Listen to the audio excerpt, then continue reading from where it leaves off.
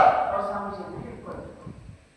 ಅರ್ಥ ಆಯ್ತು? ಅಂಗಡಮ ಒಳಗಡೆ ಅಡಗಿರುವಂತಹ ಯಾಕೆ ಜಾಗುವಂತ ಹನುಮಂತನಿಗೆ ತನ್ನ ಶಕ್ತಿಯ ಒಂದು ಒಂದು ಅನುಭವವನ್ನ ಮಾಡಿಕೊಟ್ನೋ, ಹೇಳಿದ್ನೋ, ನೆನಪಿಸಿದ್ನೋ ಸ್ವಾಮೀಜಿ ಮಾಡಿದ್ದದೇ ಏನು ಅಂತಂದ್ರೆ, ನಾವು ಭಾರತೀಯರು, ನಮ್ಮಲ್ಲಿ ನಮ್ಮ ಯುವತಿಯರಲ್ಲಿ ಹರಿಯುತ್ತಿರುವಂತಹ ಎಂಥ ರಕ್ತ ಅಂತಂದ್ರೆ ಸಾಮಾನ್ಯ ರಕ್ತ ಅಲ್ಲ, ಋಷಿ ರಕ್ತ ನಮ್ಮದು, ಋಷಿ ರಕ್ತ ನಮ್ಮದು.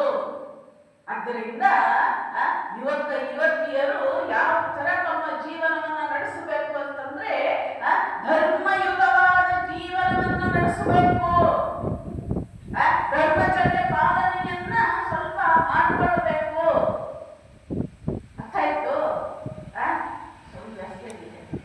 ಬಲಹೀನರು ಮಾತ್ರ ಮೋಸ ಮಾಡಬಲ್ಲರು, ಬಲಹೀನರು ಮಾತ್ರ ಸುಳ್ಳು ಹೇಳಬಲ್ಲರು, ಬಲಹೀನರು ಮಾತ್ರ ಅನೈತಿಕವಾದ ಜೀವನವನ್ನು ನಡೆಸಬಲ್ಲರು. ಧೀರರು ಆ ಥರ ಜೀವನವನ್ನು ನಡೆಸೋದಿಲ್ಲ.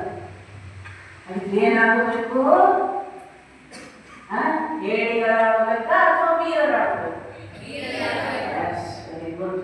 ಅದರಿಂದ ಆ ವೀರರಾಗಬೇಕು, ಶೂರರಾಗಬೇಕು, ಅದ್ಭುತವಾದ ಒಂದು ಸಿಂಹ ಸದೃಶವಾದ ಒಂದು ವ್ಯಕ್ತಿತ್ವವನ್ನು ಪಡ್ಕೊಳ್ಬೇಕು ಅಂತಂದ್ರೆ ನಮ್ಮ ಒಳಗಡೆ ಅಡಗಿರುವಂತಹ ಶಕ್ತಿಯ ಒಂದು ಆವಿರ್ಭಾವ ಆಗಬೇಕು. ಹಾಗಿದ್ರೆ ಆ ಶಕ್ತಿಯ ಆವಿರ್ಭಾವ ಆಗಬೇಕು ಅಂತಂದ್ರೆ ಒಳ್ಳೆಯ ಒಂದು ಚಾರಿತ್ರ್ಯವನ್ನ ಹೊಂದಬೇಕಾಗ್ತದೆ. ಏನ್ ಮಾಡಬೇಕಾಗ್ತದೆ?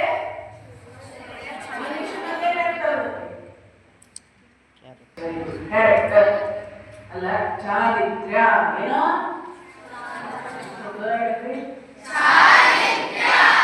Very good, character. ಹಾಗಿದ್ರೆ ಈ ಒಳ್ಳೆ ಚಾರಿತ್ರ್ಯವನ್ನ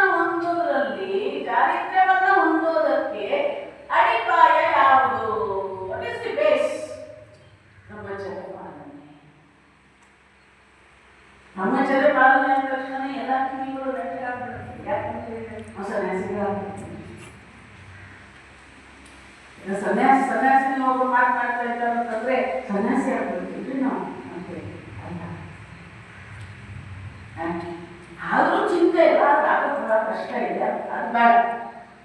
ಆದರೆ ಬ್ರಹ್ಮಚರ್ಯ ಪಾಲನೆ ಯಾಕೆ ಆಗ್ತದೆ ಅಂತಂದ್ರೆ ಮನಸ್ಸಿನ ನಿಗ್ರಹ, ಮನೋನಿಗ್ರಹ.